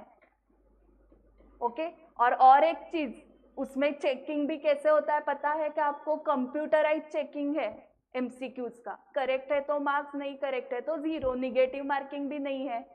ओके, तो बाकी की जो चीजें हैं कि मैम चेकर ने पढ़ाई नहीं है उसको, मैंने तो लिखा था, इतने कम मार्क्स कैसे दिए, 5 में से 2 ही दिए हैं, 4 आने चाहिए थे, ये बाकी कुछ है ही नहीं ना। सो एमसीक्यू का इम्पोर्टेंस देखो कितना है। मतलब मैं हमेशा बताती हूँ, मेरे टाइम अगर एमसीक्यूज होते ना तो मैं तो वही दिन रात वही पढ़ाई करती, जितने भी एमसीक्यूज मिलते एमसीक्यू की ही प्रैक्टिस करती, क्योंकि वहां पर ही 30 आ गए तो 40 का अबाउ स्कोर नहीं जाएगा। ओके, 10-20 तो मार्क्स लाओगे ही ना फ्रॉम डिस्क्रिप्टिव। सो कितना इजी है देखो।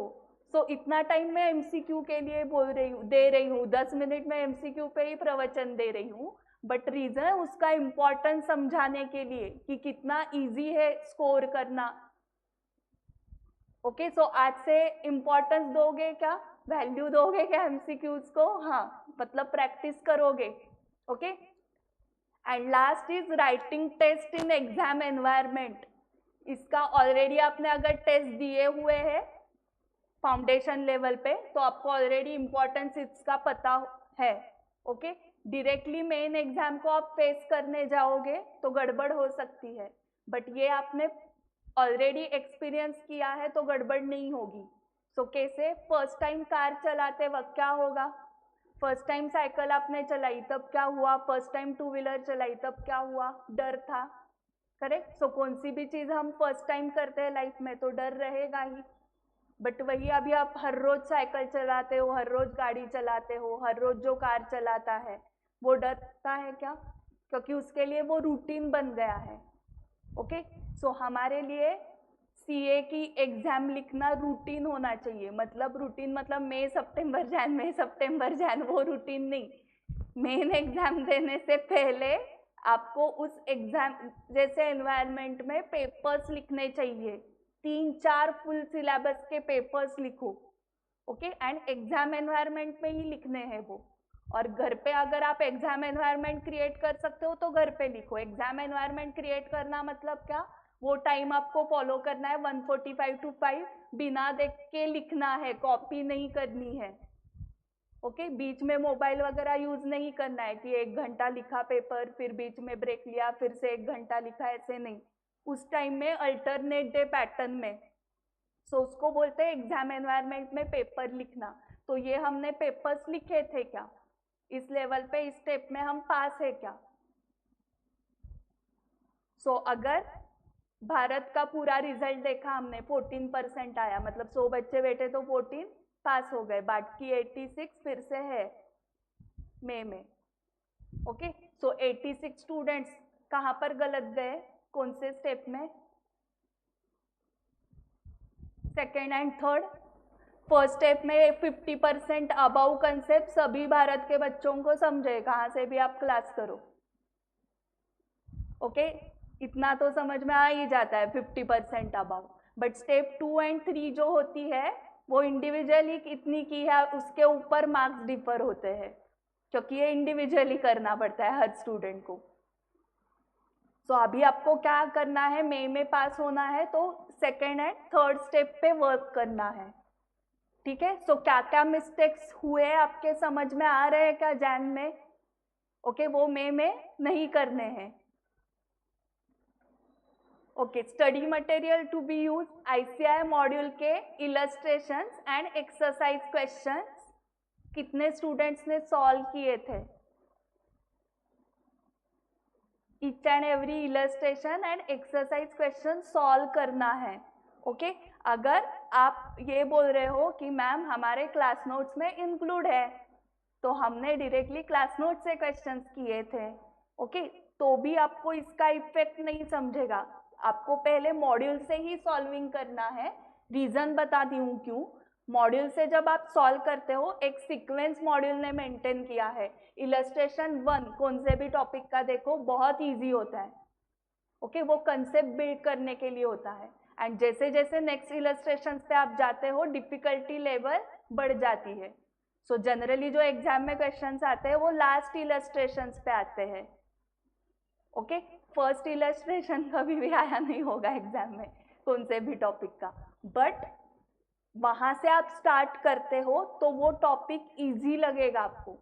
आप डायरेक्टली क्लास नोट्स के क्वेश्चन से स्टार्ट करोगे तो वहां पर ऐसे सीक्वेंस नहीं है, वो सिर्फ कंपाइलेशन होता है।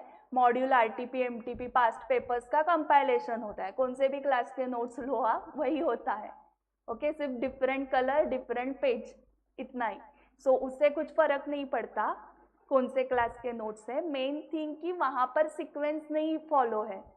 सो इसलिए पहले मॉड्यूल के क्वेश्चन स्टार्ट करो, इलस्ट्रेशन एक्सरसाइज क्वेश्चन, स्पेशली जिस टॉपिक्स के लिए आप डरते हो। फॉर एग्जाम्पल कंसोलिडेशन का डर रहता है, okay, total computation income tax में PGBP, तो ये वाले क्वेश्चंस अगर आप मॉड्यूल से करोगे ये वाले टॉपिक्स, तो इलस्ट्रेशन 1 डरावना नहीं होता है मॉड्यूल में, बहुत छोटा इलस्ट्रेशन है ऑन कंसोलिडेशन।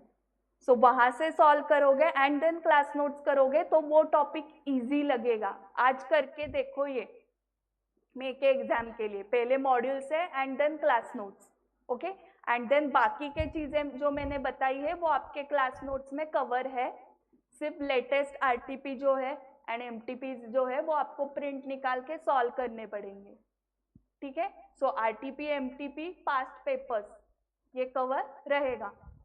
देन सारांश या समरी चार्ट, सारांश जो है वो वेबसाइट पे है, हमारे BOS नॉलेज पोर्टल पे चार्ट है, या आपके पास ऑलरेडी कुछ समरी नोट्स है क्लास के तो वो भी यूज करने हैं।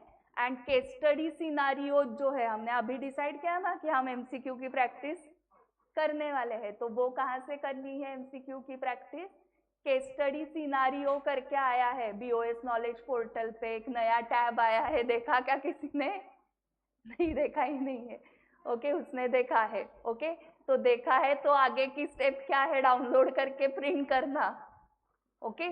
सो वहां पर केस सिनारियो बहुत 600 पेजेस का दिया हुआ है मस्त प्रैक्टिस करने के लिए आपको, तो उसकी प्रिंट निकालो, ठीक है, एंड वहां से प्रैक्टिस करनी है। सो बुक्स में तो आई थिंक मुझे लगता है किसी को प्रॉब्लम नहीं है कौन से यूज करने हैं, है किसी को doubt? Day wise self study का प्लान ऑलरेडी लगाया है किसने? तुमने लगाया है, ओके। सो अगर नहीं लगाया है तो ये जस्ट सजेशन दे रही हूँ। डेली 12 आवर्स स्टडी करना है वो तो पता है, टोटल हमारे हाथ में 50 डेज है। एंड अगर आपकी ग्रेजुएशन की एग्जाम, ओरल्स, सबमिशंस, असाइनमेंट ये भी सब है तो आपके हाथ में 40 डेज ही है, करेक्ट। प्रैक्टिकली सोचो, ये आने ही वाला है बीच में, तो 40 डेज ही है, okay. So 40 to 50 days, 3 revisions इसमें हो सकते हैं। 30 डेज मैंने फर्स्ट रिवीजन के लिए रखे हैं, नेक्स्ट रिवीजन 12 डेज में, देन 8 डेज में third revision, and then alternate day वाली रिवीजन मेन एग्जाम में जो होगी वो, ओके। सो अगर आप 3 सब्जेक्ट दे रहे हो, मुझे लगता है 3 ही सब्जेक्ट देने चाहिए, क्योंकि 6 सब्जेक्ट देने के लिए जाओगे तो सितंबर कन्फर्म है, क्योंकि होगा ही नहीं अभी से आप स्टार्ट अगर कर रहे हो तो, पहले से आपने किया हुआ है तो ठीक है। सो 30 डेज 3 सब्जेक्ट अराउंड 10 डेज आ रहे हैं पर सब्जेक्ट, बट जैसे सर ने बताया कि वीक एरियाज पे ज़्यादा टाइम देना है आपको। सो आपको 12 डेज लेने हैं for accounts, sorry for taxation, तो वहाँ पे डेज बढ़ाओ जिसके लिए आपको 10 डेज नहीं लगने वाले हैं। फॉर एग्जाम्पल आपको लगता है कि लॉ 8 डेज में हो जाएगा, ओके तो वैसे आपको कॉम्बिनेशन चेंज करना है, बट 30 डेज में फर्स्ट आपको कंप्लीट करना है। देन नेक्स्ट रिवीजन 12 डेज में ही होने चाहिए, मतलब 4 डेज, ओके उसके बाद की 8 डेज मतलब 3 डेज में अराउंड होना चाहिए, एंड देन अल्टरनेट डे, ठीक है। डे वाइज प्लान कैसे लगाना है, तो आपके अवर्स डिसाइडेड होने चाहिए। जैसे स्कूल का टाइमिंग आपका सेम था या हर रोज चेंज होता था, सेम था, ओके सो स्कूल डिसिप्लिन याद करो, क्योंकि उसके वजह से ही इतने मार्क्स आए थे स्कूल में। अगर वैसे डिसिप्लिन नहीं रहता तो उतने मार्क्स तभी भी 40-50 मार्क्स लाना भी डिफिकल्ट हो जाता स्कूल में भी, जो अभी प्रॉब्लम हो चुका है क्योंकि डिसिप्लिन नहीं है।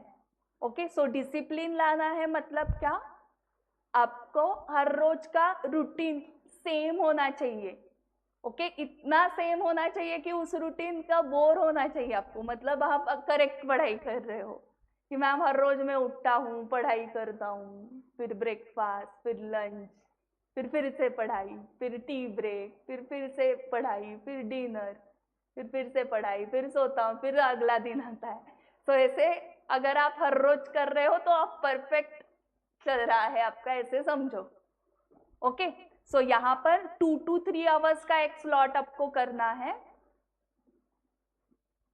ओके एंड बीच में 10-15 मिनट के ब्रेक। सो जनरली स्टूडेंट्स ये करते हैं, हाँ 2 आवर्स का एक स्लॉट या 3 आवर्स आप बैठ सकते हो तो बहुत ही अच्छा। सो 3 आवर्स बैठ के, 3 आवर्स बैठना है क्यों, क्योंकि हमारा पेपर कितने टाइम का होता है, 3 आवर्स। सो 3 आवर्स का स्लॉट ट्राई करो, नहीं जम रहा है अभी, सिटिंग कैपेसिटी नहीं है तो 2 आवर्स तो उठना ही नहीं है एक जगह से, ये डिसाइड करो, ओके सो 2 आवर्स बैठ के ब्रेक कितने मिनट्स का है, 10 मिनट का, 2 आवर्स का ब्रेक नहीं है, आधे घंटे का ब्रेक नहीं है, 5 to 10 मिनट्स का ब्रेक। और 10 मिनट्स में क्या करना है, इंस्टाग्राम के रील्स देखने हैं, करेक्ट ना,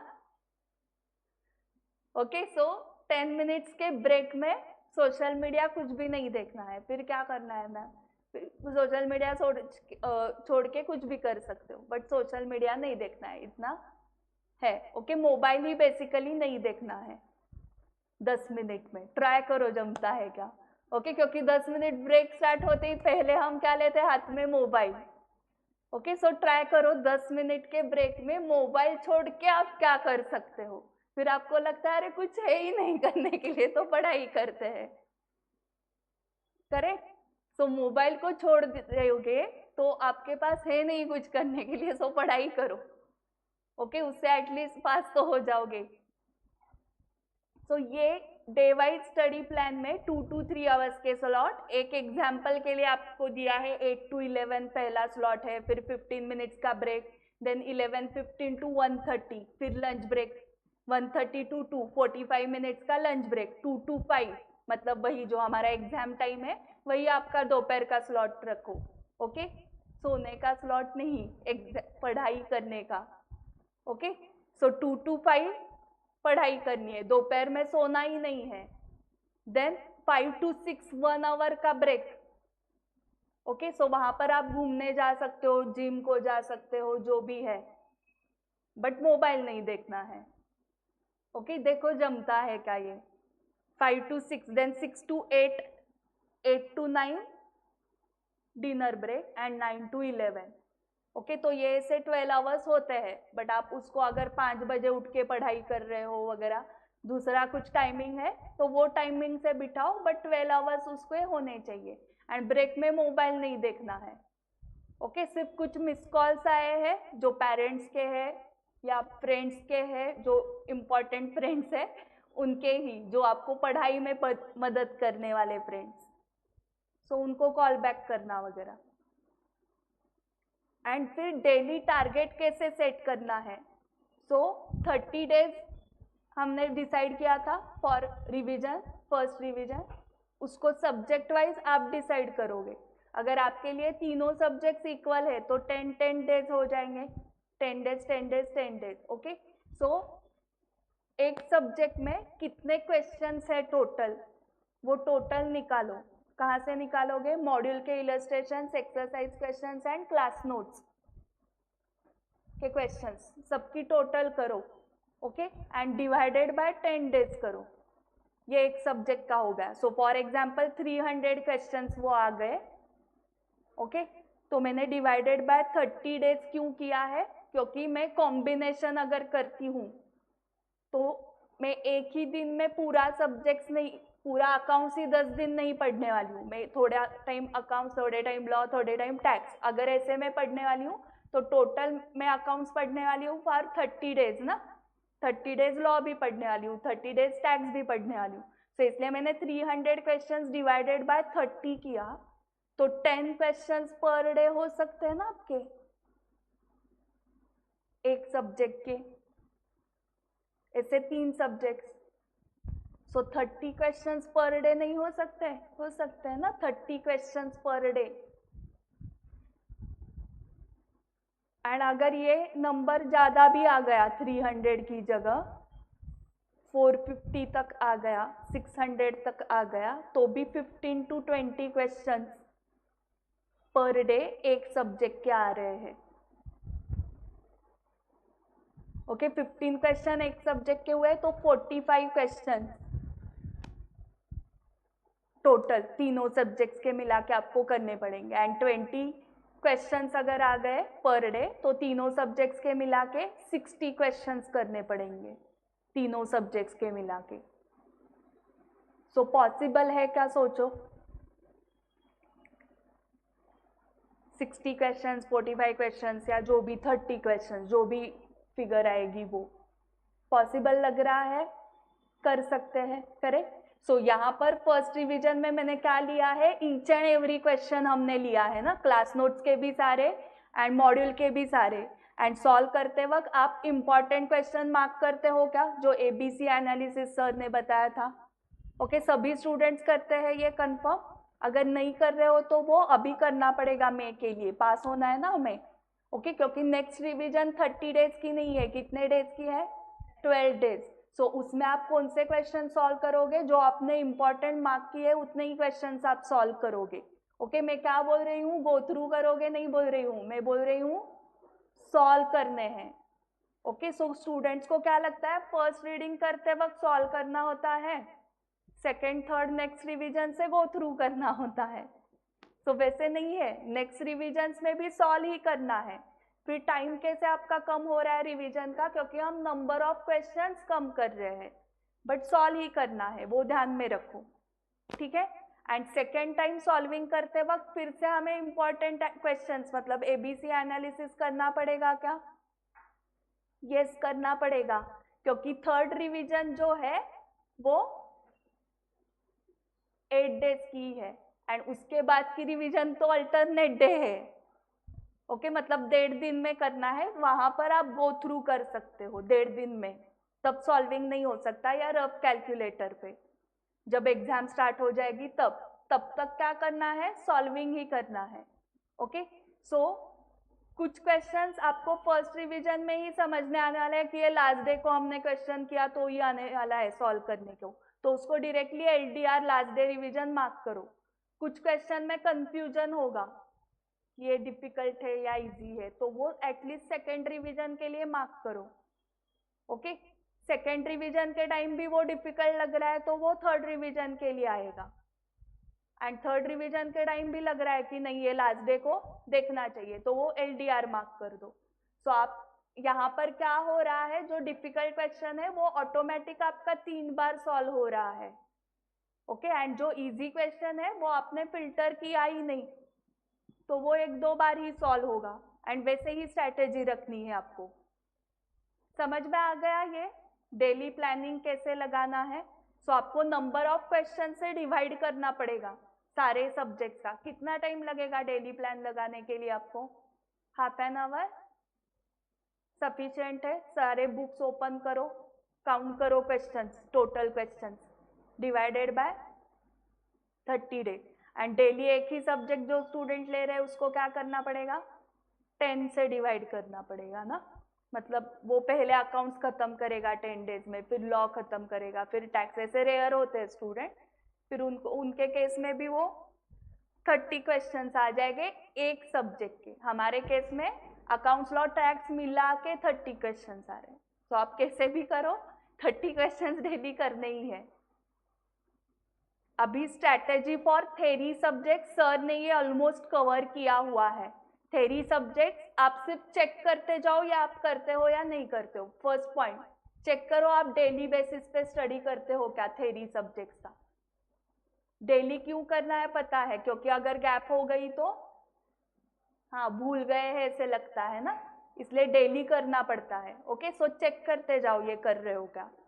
read main content and underline keywords, पढ़ते वक्त आपके पास अंडरलाइनिंग किया हुआ है क्या कीवर्ड्स आपके नोट्स में, चेक करो। नहीं किया हुआ है तो करना पड़ेगा, हाईलाइट करो, अंडरलाइन करो। ओके, ये क्यों करना है, क्योंकि नेक्स्ट रिवाइज करते वक्त हम ईच एंड एवरी कंटेंट फिर से नहीं पढ़ सकते हैं। ओके, या इसकी जगह हमारे पास समरी नोट्स है क्या, समरी नोट्स है तो और इजी, नहीं है तो एटलीस्ट मेन कंटेंट को शॉर्ट करना पड़ेगा। ये किया है क्या, चेक करो। नेक्स्ट पॉइंट तो बहुत इंपॉर्टेंट है, writing practice of question and answers on daily basis. Okay, यहाँ पर गेम चेंज होता है पूरा। ओके, जो आपने मार्क्स देखे ना 85, 91 इन ऑडिट, वो इसकी वजह से है पूरा। सो अकाउंट्स का, कॉस्टिंग का, जैसे हम सॉल्व करते हैं questions, each and every question solve करते हो, बाद में इंपॉर्टेंट वाले सॉल्व करते हो। ओके, उसमें डाउट ही नहीं आता है कि मैम क्वेश्चन सॉल्व करने हैं क्या। ओके, फिर थेरी सब्जेक्ट्स को कैसे ये डाउट आता है आपको कि मैम क्वेश्चन आंसर सॉल्व करने हैं क्या। ओके, ये डाउट आना ही नहीं चाहिए, करने ही है।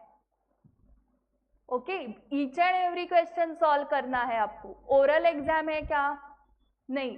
रीडिंग कंपटीशन है क्या, कि थेरी सब्जेक्ट्स के लिए इंस्टीट्यूट रीडिंग कंपटीशन लेती है एंड अकाउंट्स कॉस्टिंग के लिए राइटिंग होता है।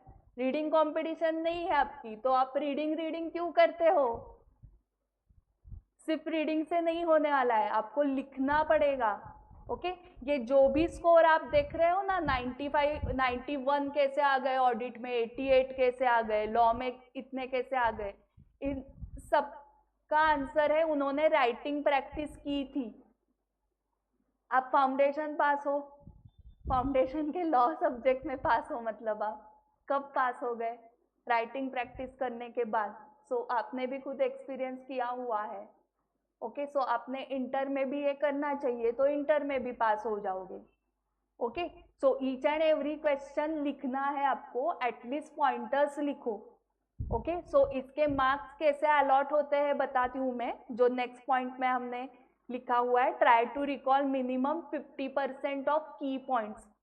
जो चेकर है वो थेरी सब्जेक्ट्स कैसे चेक करता है, देखो अगर सजेस्टेड आंसर, उसके पास जो सजेस्टेड आंसर है जिसके साथ आपका आंसर कंपेयर किया जाता है एंड मार्क्स दिए जाते हैं, उस सजेस्टेड आंसर में 4 मार्क्स का क्वेश्चन है, 8 पॉइंट्स दिए हुए हैं।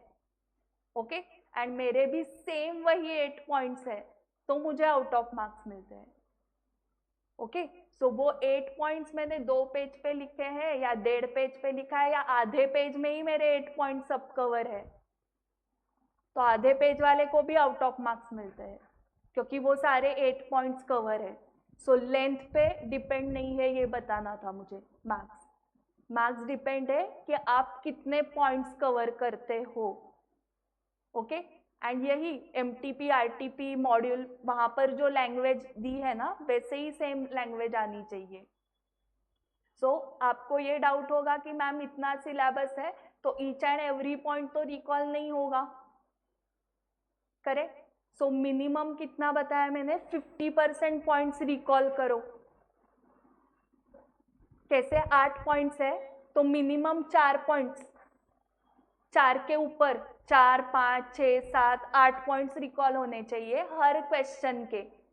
कुछ क्वेश्चंस जो इजी रहेंगे मे बी 8 में से 7 पॉइंट्स रिकॉल होंगे, कुछ डिफिकल्ट रहेंगे तो 4 ही पॉइंट्स रिकॉल होंगे।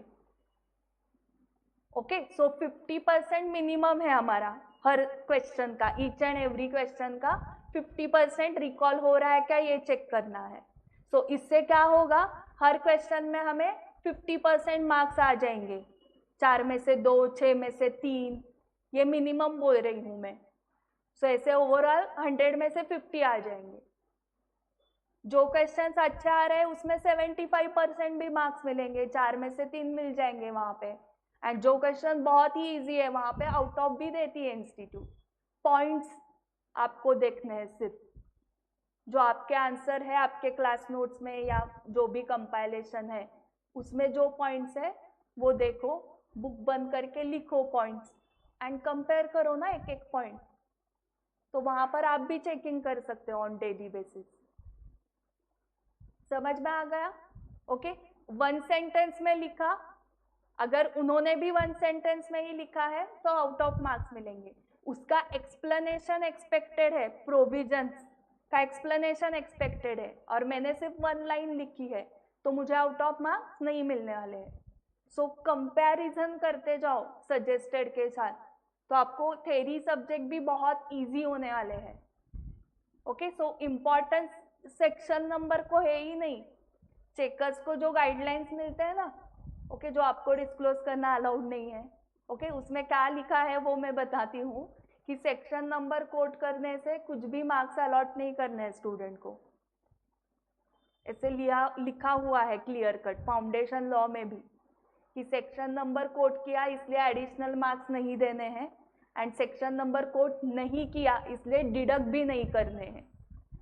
तो फिर सेक्शन नंबर का इम्पोर्टेंस क्या हो गया, 0, क्योंकि वो लिखने से मार्क्स नहीं मिलने वाले, नहीं लिखे तो डिडक्ट भी नहीं होने वाले। So as per relevant section of the companies act 2013 ऐसे स्टार्ट करके उस सेक्शन में क्या लिखा है वो लैंग्वेज इंपॉर्टेंट है। समझ में आ गया थ्योरी में क्या इंपॉर्टेंट है? ओके, सो पॉइंट्स का कंपैरिजन स्टार्ट करोगे, सिर्फ रीड करके नहीं होने वाला है। How to play cricket book 100 बार पढ़ के आएगा क्या, वो भी नहीं बोल रहे हो आप। कंसेप्ट क्लियर है तो भी क्रिकेट नहीं आ रहा है बोल रहे हो, 100 बार बुक पढ़ के भी नहीं आएगा बोल रहे हो, तो मतलब प्रैक्टिस ही करनी पड़ेगी। सो मैंने नोट 100 बार पढ़े तो नहीं आने वाला है, मुझे प्रैक्टिस ही करनी पड़ेगी। आपको समझ में आ गई करेक्ट स्ट्रैटेजी? अभी उसमें भी एबीसी एनालिसिस कैसे करोगे, शॉर्टलिस्ट आप प्रैक्टिकल क्वेश्चन का जैसे करने वाले हो ऐसे शॉर्टलिस्ट, इसमें जिस क्वेश्चन के आपको 50% से ज्यादा पॉइंट्स रिकॉल हो रहे हैं वो क्वेश्चन आ रहा है आपको। ओके, और जिसके नहीं 50% रिकॉल हुए वो फिर से मार्क करना है नेक्स्ट रिवीजन के लिए। जब तक उसके 50% पॉइंट्स रिकॉल नहीं होते तब तक वो नेक्स्ट रिवीजन में आते रहेगा। 7 to 8 टाइम्स रिवीजन यहाँ पर मैंने लिखी है, क्यूमुलेटिव बार बार रिवाइज करते रहो, मतलब एक दिन में 2 बार पढ़ना पड़ेगा हमें। ओके, तो वो 6-7 बार हो जाएगी। ठीक है, solving practice of MCQs already decide किया है, and test in exam environment. Numerical के लिए ज़्यादा कुछ गाइडेंस की ज़रूरत नहीं है, आपके पास फॉर्मूला बैंक है क्या सिर्फ चेक करो। ओके, जहाँ पर भी अकाउंटिंग स्टैंडर्ड्स वगैरह है उसकी समरी है क्या चेक करो, क्योंकि पहले आपको कंसेप्ट देखे होंगे फिर आप सॉल्विंग प्रैक्टिस करोगे। इसकी सॉल्विंग प्रैक्टिस आप करते ही हो प्रैक्टिकल की, सिर्फ वो कम पड़ रही है, वो और थोड़ी बढ़ाओ सॉल्विंग प्रैक्टिस, आप पास हो जाओगे। ठीक है, इसमें एबीसी एनालिसिस करते हो ना, make list of important adjustments. Okay, chapter wise एक एडजस्टमेंट्स की लिस्ट बनाओ, सो आप वो एडजस्टमेंट्स भी लास्ट डे को रिवाइज कर सकते हो। और इसमें भी सेम एमसीक्यूज की सॉल्विंग प्रैक्टिस एंड एग्जाम्स लिखने हैं, मॉक टेस्ट लिखने हैं। ओके, सो टेस्ट 100 मार्क्स के लिखो। सो उससे क्या होगा, पेपर जो लिख रहे हैं, क्योंकि पूरा जो रिजल्ट है वो किस पे डिपेंड है, उस 3 घंटे में आप क्या करके आते हो। चेकर को पता नहीं है पहले आपने कितनी मेहनत ली है। ओके, आपका जो रूटीन बताया ना मैंने, breakfast, lunch, tea break, dinner वाला, वो रूटीन चेकर ने नहीं देखा है, चेकर ने सिर्फ आपका पेपर देखा है। ओके, सो उस पेपर से उसको लगना चाहिए कि ये बंदा फाइनल में जाने के लिए कैपेबल है। ओके, तो वो जो हम लिख रहे हैं वो करेक्ट लिख रहे हैं या नहीं, इसके लिए पेपर लिखना इम्पॉर्टेंट है। आपको सब कुछ आ रहा है बट 60-70 मार्क्स का ही कंप्लीट हो गया तो भी नहीं चलेगा। सो राइटिंग स्पीड है क्या वो देखना है। आप एग्जाम में प्रेशर ले रहे हो या नहीं ले रहे हो वो चेक करना है ना। ओके, सब कुछ अभी आ रहा है बट हम वो 3 घंटे में लिख पा रहे हैं या नहीं, 1.5 डे में सिलेबस रिवाइज कर पा रहे हैं या नहीं, वो सब देखना है। ओके, इसलिए वो टेस्ट लिखना बहुत इम्पॉर्टेंट होता है। सो जो भी गड़बड़ हो गई वो इधर हो गई तो इसके ऊपर हम एग्जाम में करेक्शंस कर सकते हैं। अगर हम डायरेक्टली एग्जाम में गए वहां पर गड़बड़ हो गई तो नेक्स्ट टेस्ट एग्जाम में, नेक्स्ट जो टेस्ट इंस्टीट्यूट की है वो डायरेक्टली सितंबर में है। सो उससे बेटर है कि यहाँ पर ही मिस्टेक्स करो, वो सुधारो एंड मेन एग्जाम में आप गुड मार्क्स से पास हो जाओगे। ओके, सो सारे पॉइंट्स क्लियर हुए हैं क्या, क्या क्या करना है, क्या मिस्टेक्स हम कर रहे थे जो नहीं करने हैं, एंड अभी लग रहा है क्या थोड़ा थोड़ा पॉजिटिव कि मे में हम पास हो जाएंगे ऐसे। ओके, करेक्ट स्ट्रैटेजीज यूज करो। So thank you very much for attending the session and आपको कुछ भी डाउट्स है तो आप मुझे दोपहर में कॉल कर सकते हो क्योंकि अभी सीए फाउंडेशन के स्टूडेंट्स का गाइडेंस सेशन है। ओके, वो रहेगा 2 बजे तक। सो 2 बजे के बाद आप ऑफिस में मिलने के लिए भी आ सकते हो अगर आप यहाँ पर ही हो तो, या मुझे कॉल पे आपके डाउट्स पूछ सकते हो। Yes, okay. एंड और एक चीज, जिनको टेस्ट सीरीज रिलेटेड डिटेल्स चाहिए आप ऑफिस में जाओ क्योंकि आज ऑफर रखी है। सो आप आज एडमिशन लेते हो तो आपको डिस्काउंटेड फी में एडमिशन हो जाएगी। ओके, सो वो आपको डिटेल्स ऑफिस में मिल जाएंगे। ओके, जो ऑनलाइन स्टूडेंट्स हैं आप ऑफिस के नंबर पे कॉल करो, आपको वहां पर टेस्ट सीरीज के डिटेल्स दिए जाएंगे। Yes, so thank you very much. Yes, काय डाउट आहे त्याचा?